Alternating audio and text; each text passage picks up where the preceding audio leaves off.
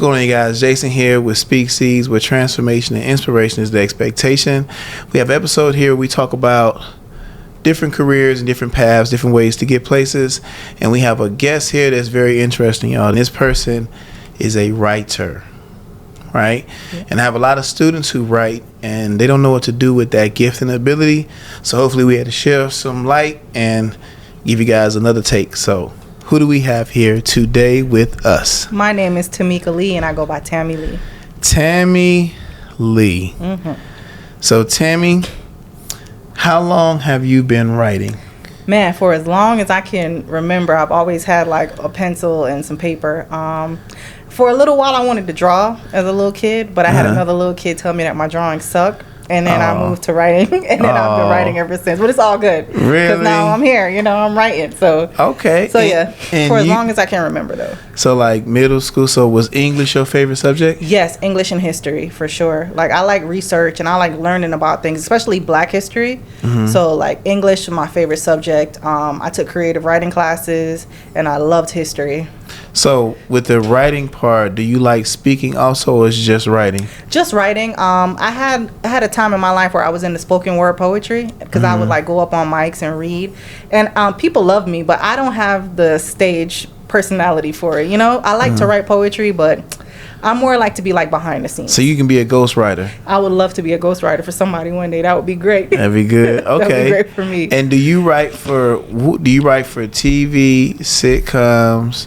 Or do you just do plays? Who do you write for? What have you written for? Well, personally, I'm a horror sci-fi fan. So if I'm writing anything like project-wise for myself, it leans more toward horror, fantasy, science fiction. I've had a couple people hire me to write scripts for them, and normally it's like a comedy or a drama, which I don't mind doing.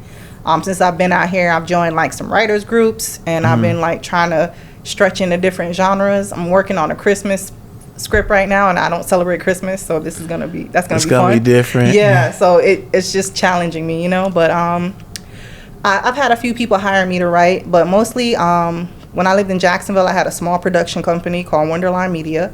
I would write something, and my partners and I would just film it, so really mostly when I write for myself. It was short films at the time. We would just find the money to do it and just do it. So how do you get to that? So you knew you had a love for writing, right? How did you get from like your first thing you ever wrote that someone taped? When did that happen? So quick story. I lived in Miami, Florida for a while in my early 20s trying to find myself, and then I had to move back home, and my mom gave me 3 options. She said, you get out of my house and get a job, you go to school, or you get out of my house and get a job. So I said, okay, I'll go to school. And basically I did my research, and I decided on art college. And I was writing poetry still at the time, but basically going to art school, the Art Institute, I got into filmmaking. And then I started writing, and my teachers were like, you're a really great writer. You should be more focused on screenplay writing. And I had classmates ask me to write stuff for them. And I can't remember the name of the short that I did in college, but I wrote it for my classmates, and they filmed it. And it was just really cool to just see it on the screen. And that's when I knew right away. That was your thing. What year was that? 2012, 13. So 2012, 13, you go to school, you're thinking writing, and you thinking theater, but then you take a screenwriting class, right? Well, I joined the Art Institute thinking that I was going to be a photographer and just write poetry. Oh, and then I shared my poems with the guidance counselor, and she was like, no way, you have to do film. So she knew. So then when she told you, you was like, okay, I'm gonna try that. Yeah, I was like, my mom was like, you should try it. And I was like, I never thought of myself as a movie writer. So I was like, okay. So I did it. And like I was taking English classes, writing stuff for my teachers and stories. And they were like, you're really good. And I had my classmates tell me that, you're really good. We like how you write. We like how you tell stories. And had an opportunity to write for some classmates. And that was the first time I had. You ever did it? Yeah, I had really like wrote something and actually seen it. And it wasn't 100% what I wrote. They changed a couple things, but just knowing that I had a part in it, it was like major for me. It just set off like, I was like, wow. So what, when you take the class, the screenwriting class, how do they teach you how to write for this stuff? Like, is it very technical? Is it free? Like, if I wanted to do what was the first? Was it a movie first or a TV show first? What's the first assignment that they showed you? It was a short film. Okay, so with a short film, how do you start writing a short film? Give us like the basics of it for that class. Well, there's a 3-act structure, but me personally, I'm a fan of 12 Steps to a Hero's Journey. 12 steps to a hero's journey. Okay. So basically, I'm not going to tell you all the steps because I'm nervous right now. I'm probably going to mess up a couple. It's okay. Hey, it's been a while. You're just helping out. Okay. So basically, there is a formula that certain people believe that most movies have. Mm-hmm. And like The Lion King had the 12 Steps to a Hero's Journey. A lot of Disney films. And if you're a writer, if you want to write, I suggest that you look that up, 12 Steps to a Hero's Journey. Okay. I love that formula. Okay. Anytime I'm stuck or I'm trying to think of what to do, I always think of, all right, what's my ordinary world? Where's my character in life right now? And what's his call to adventure? What's calling him? So this is like psychological. Right.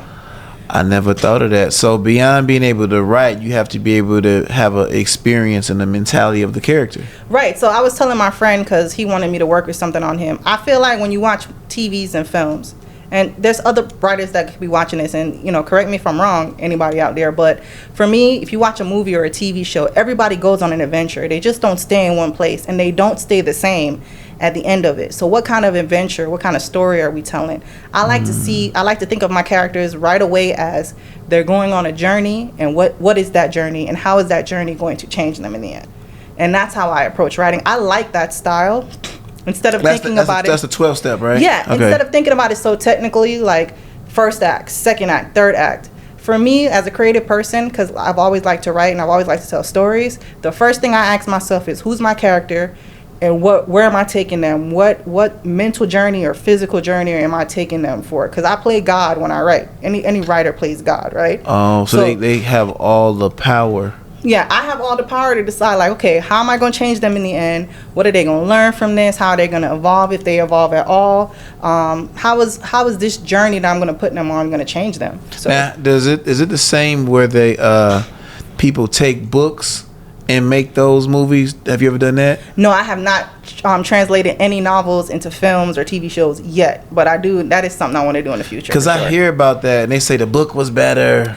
Yeah, but when you tell stories for screen, you can't tell it exactly like the book. That's what I said. Yeah, and if you write it exactly like the book, it'll probably be like 3 hours long. Who's gonna sit for like a movie for that long, unless it's like Avengers or something, So yeah. You really got to think about your genre and your audience. And when books and film are like two totally different monsters, and a lot of the times the books are better than the movies, but you have rules to like making films when you turn them into books, and it's just not going to be the same. If you're in school for creative writing, the theater program, is it a certain age you have to be to write scripts, work on scripts, and do that? Do you have to have a certain credentials? How does it work to get in?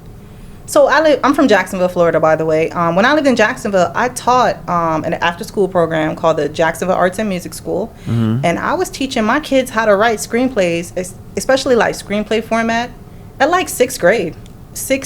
I was teaching 6th to 10th grade, 2 to 3 hours a week. And I taught my kids how to video edit, how to make content, how to write AV scripts, audio-visual scripts, and like film, TV scripts. Taught them how to do interior, exterior, action lines, dialogue. We use Celtic, because I figured like, you hear a lot of people from different cultures. Like there are people in like Jewish cultures that they'll have an uncle that's in film, and their uncle has been teaching them how to write screenplays since they were like 9, 10 years old, right? But we don't really have that in our community, and I was teaching inner city kids. So my goal was to go in there and expose these inner city kids from my community, how to be writers and how to write content, because that's what they were interested in. I was their link. I was their auntie that came and showed them how to do it. I don't think there's an age at all. Like, honestly, as soon as my nieces and nephews are old enough, and if they show any interest, I don't care if they're like 8 years old. I'm just going to show them the format, explain to them how I do it, explain to them the 3-act structure, 12 steps from a hero's journey, and just work with them. If they want to learn, like if any age. And one of my dreams is to one day teach inner city kids, like at a summer program, how to make content and how to write. How long would you need to do that? Honestly, can you do it in a week? Yeah, I would love to do it. I would love to do it in a week if I really like push myself to do it more. I'm just more right now. I'm just trying to get myself out there as a creative myself, make a name for myself out here, get a little money, sell a script, you know. So yeah, so it's talking about the selling scripts part. I have a friend that does stuff. He was talking to me about selling scripts. If you write something, do you go find a buyer or do they pay you out for your writing? How does that work? So normally, people find me and ask me to write scripts for them. Mm-hmm. I give them like a price, you know, and I've lowballed myself a couple of times just for the experience. But I have yet to like write a script and like shop myself around to like other production companies. Most of the time when I write for people, they seek me out because they know I write and I'll write stuff for them, you know. So okay, and then they pay you for the time you spent writing. How long do you usually spend on a script? Anywhere from like 3 months to a year, depending on what we're writing and how tough the client is. Like if they want their story told a certain way, it's just gonna take longer. And some people don't mind, you know what I'm saying? So and they pay you every week, every month. If it's a 3-month project, how does the payment work? It's like every month. Okay. Like basically, and then and if it's like a short, probably hourly, you know what I'm saying? But okay. I worked on something for about a year, and how I did it was I basically got a check. I was living overseas at the time, spending time with my dad, a little bit after COVID, and like every month I got money from her to work on her script while I was just chilling in the Caribbean. So it can be, because I know people, when they see this stuff, that like artists, they always hear about starving artists, but with so much with movies and TV shows and that writer strike that just happened, did that affect you, the writer strike? Not at all. I'm not union, you know, so I haven't reached that status yet, you know what I'm saying? But it taught me a lot, because I had an idea in my head that these TV and film writers, especially TV writers, I thought they were making great money, you know. I wasn't aware, because that's something that was one of my goals, was to join the union, writers union, but I didn't know how bad it was, and I had no idea that these people were getting they weren't getting what they were worth. Getting pennies. Yeah, getting pennies, and it shocked me. So basically, me just doing it by myself and not being in a union, I've made more money than some of these people, you know what I'm saying? So it was crazy to me. It taught me a lot, the writer's strike, because I thought that, you know, I was going to get in the writer's room and, you know, be able to make some great money and not have to work at Trader Joe's. But there were writers who were working at Trader Joe's and writing like major TV shows. So it was wild to me. So and it also made me realize that I wasn't doing that bad, just being on my own and not being union. Yeah, because when you look at it, that's like the bar, right? Like these people, and then if you write a show, what do you win? Emmys? Yeah, Emmys. So, cause I know the one guy, he's an Emmy Award winning. Ralph has two Emmys. Yeah. He has 2 Emmys. So he's great, by the way. I like working with Ralph. Ralph's a really good writer, and he knows his stuff. So like, and I like to be around people. I claim to be a student all the time. Like I don't know everything. I know enough.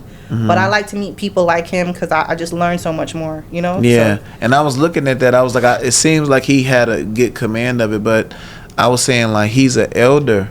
And with them, man, like, they can't rip and run like we do, you know? And it's like, get the knowledge from him, and somebody else he has to pass the baton to somebody, then become the cabinet person. You know what I'm saying? Because, like, we have these people who great at stuff, and we run them. And it's like, who's behind him to take it? Right. And nobody steps up. I mean, not just him, just across the board, like, and stuff. Because I know, like, this is kind of connected. I know family reunions used to be a big thing, right? And I remember my mother and the people do family reunions, and then now I guess I'm supposed to do it now. My generation, we don't. You know what I'm saying? No, you're not lying, because I owe my elders some family reunion planning, and I just haven't done it yet. So then we were so used to them doing it, and if we don't do it, you know, the kids after us not gonna do it. Absolutely not. So it's like those norms, man. Be thinking of that, because what I do is I like to hear stories like this, and when I see somebody who hit like him, I will sit him down, and I invited him too. He had something to do, but somebody like him say, okay, let's have some time to document your process. Let's put a course together to train this next, because you have it, you know what I'm saying? And being around you, of course you'll get it, but it's a generation that probably won't be around you. Right. And that's going back to what I said, like that's one of my dreams too, is just to go back and teach kids, because if you start them early, they grow into it. You know, you don't know what kind of you don't know who you might have. You might have the next Martin Scorsese, you know, in your summer camp class, you know, and they gotta know Ava DuVernay, or you know, so yeah, you I believe in passing the baton, and you know, to Ralph, I took some writing classes with Ralph. He does writing classes on the weekends, and I have my BFA in film. But like I said, like, all information is good information. I don't claim to like know it all. You know what I'm saying? So I was more than happy to take his class. I learned a lot. See. So yeah, and it was fantastic. And I got to write with somebody that has 2 Emmys, Ralph. Yeah, and he's from LA. And he's from LA. Ralph's cool. Yeah, so you look at LA and here, and then I like him because he's just so cool, so low key. He low key. Yeah, very what's cool up? He guy. talk to you. Very approachable, and like I said, he knows his stuff. So yeah. So what do you think the future? If I have students watching this, what's the future of writers? Is it going to change? How do you see if you had to forecast next 10 years writing? I'm gonna just say this right now. I'm rooting for everybody black. I hope we have more black writers, more black stories from not just America, from like all over the world, the Caribbean, Africa. I want more people of color to write. And if you dream of it, if you can see yourself writing a movie or a TV show or even a novel or a book, do it. You know what I'm saying? Don't think that. I've had like students tell me like, oh, you know, I just thought like white people were like writers, you know, and I didn't think that we did that. But no, we should. We have stories to tell, and it's important. I hope it's very colorful, friend.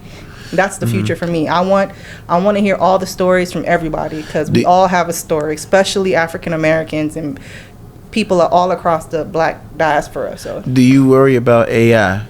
Yes, but honestly, if you're smart, you could use AI to your advantage. Quick story. When I was a little kid, I had a teddy bear, and my teddy bear was my writing assistant. You know, I wanted to be a journalist at first because, like I said, I've been wanting to do this since I was a kid, but it evolved, right?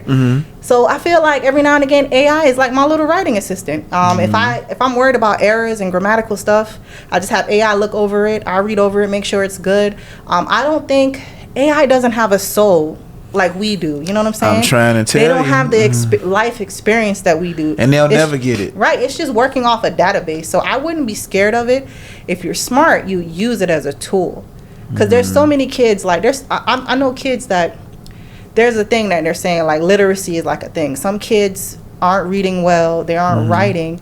But even though these kids aren't reading and writing, they still have great stories to tell. They have knowledge they can pass on to future generations. And again, they're probably really good storytellers. They're just not really good with literacy. If you're smart and you really want to write, you just feel like writing is you're not strong in writing, you can use AI to teach you how to write better, to correct your errors. But if you want to write, just write. Don't let it stop you. We're in the future now. Like, you literally have your own writing assistant. Right there for free. Right, for free. So, since you're in the industry with writing, what stories of black people are you tired of hearing? Oh, man. If any. Like, black people are not a monolith. I just get tired of, like, the one-sided stories. Like, not everybody's in the hood. Not all black people are struggling. You know, like, there's people that are doing really well. There's storylines from other cultures that we could hear more of. I'm tired because I'm half Jamaican, so I'm really tired of like bad Jamaican accents in like films. You know what I'm saying? Like, let Caribbean people be Caribbean people. Like, I'm tired of people saying that.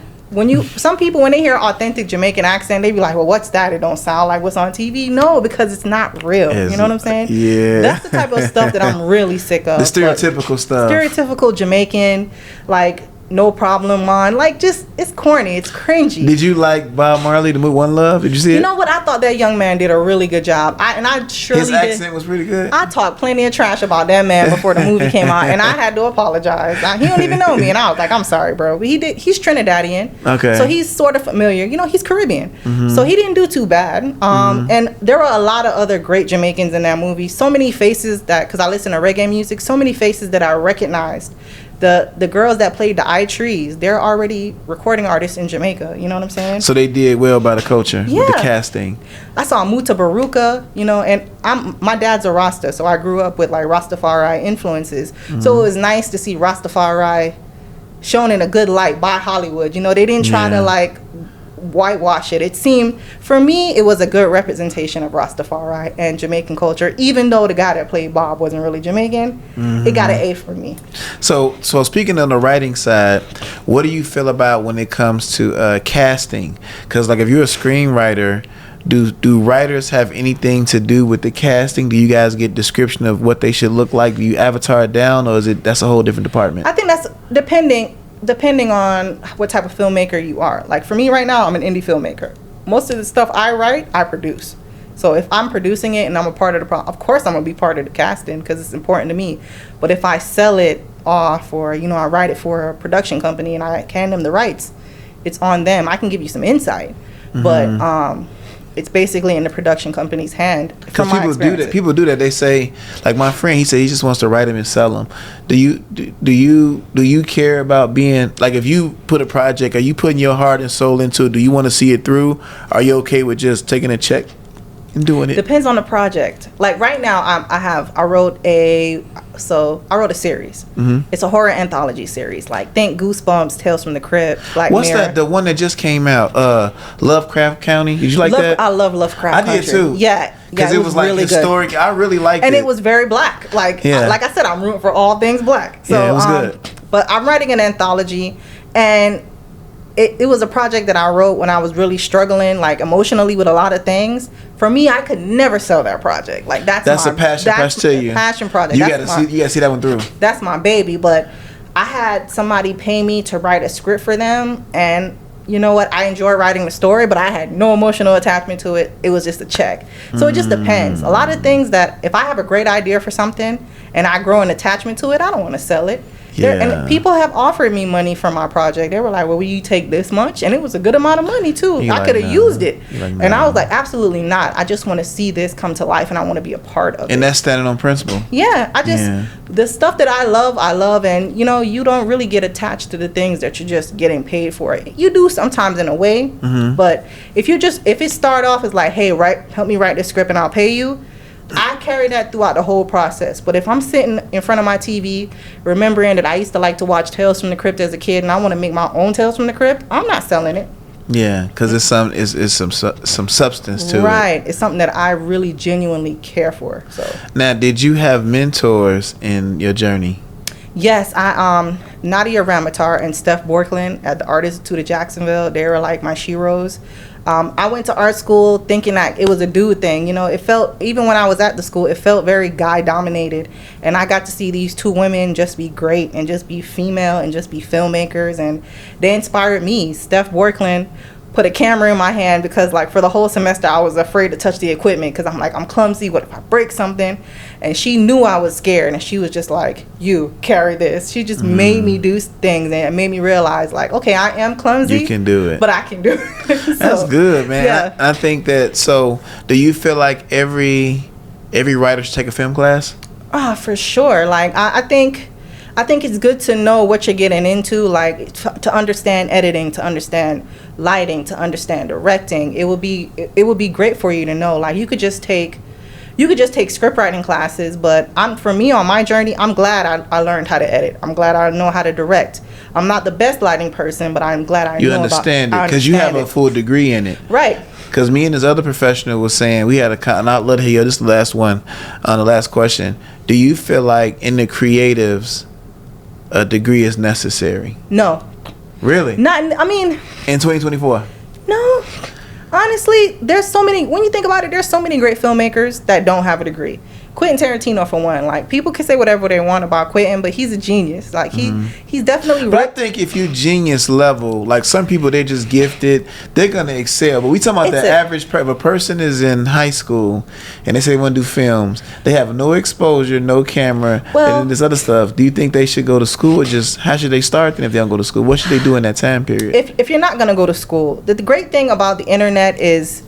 information is everywhere, like granted, like there are people that's going to give you bad information, but there's places where you can go to get really good information. I am all for people getting a degree, but when it comes to art, I feel like art comes from your soul, and nobody can teach you how to be an artist. Even when it comes to like writing, you can learn like certain formulas and certain things, but you could take YouTube studios.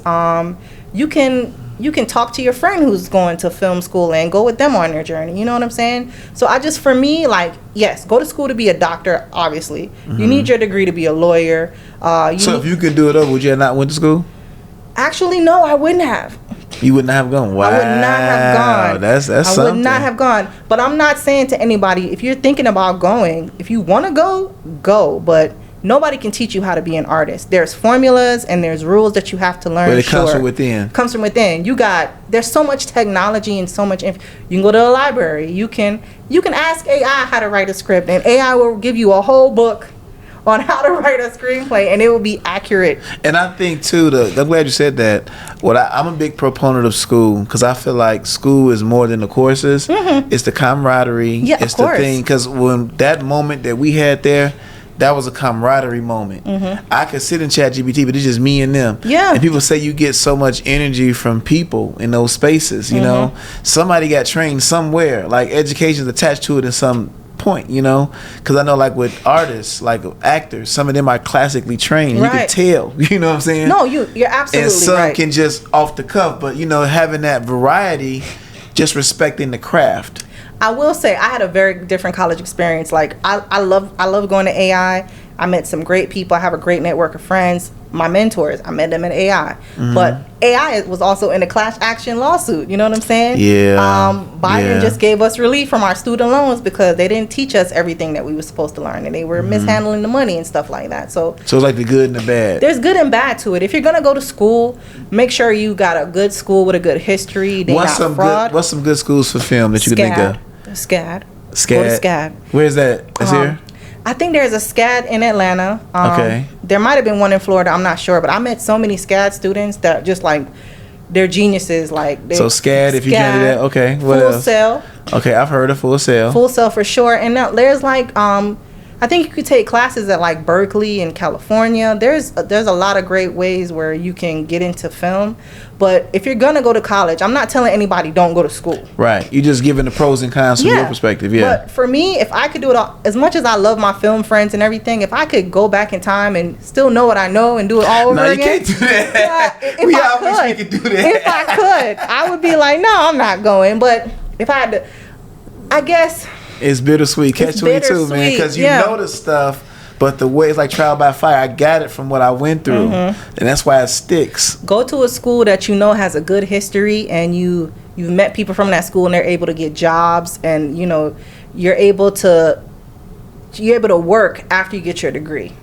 Yeah. Not everybody I graduate with it from our institute is able to do what I'm doing right now. You know what I'm saying? Like a lot of people didn't find jobs. I got lucky when I graduated. I got a job at a local TV station, and then I got an opportunity to work at Wounded Warrior and edit videos, and then I got a chance to teach at jams, and then I decided to freelance and do it on my own. But not everybody's story that is like mine that went to AI. What about Tyler Perry Studios? You work with him? No, I mean, you're not union, right? I'm not union. Oh, that's union stuff, right? I would presume so. Yeah, but I mean. You independent? You doing good independent? There's no point. I want to be Tyler Perry. So, I want to be my own TP. I love Tyler Perry.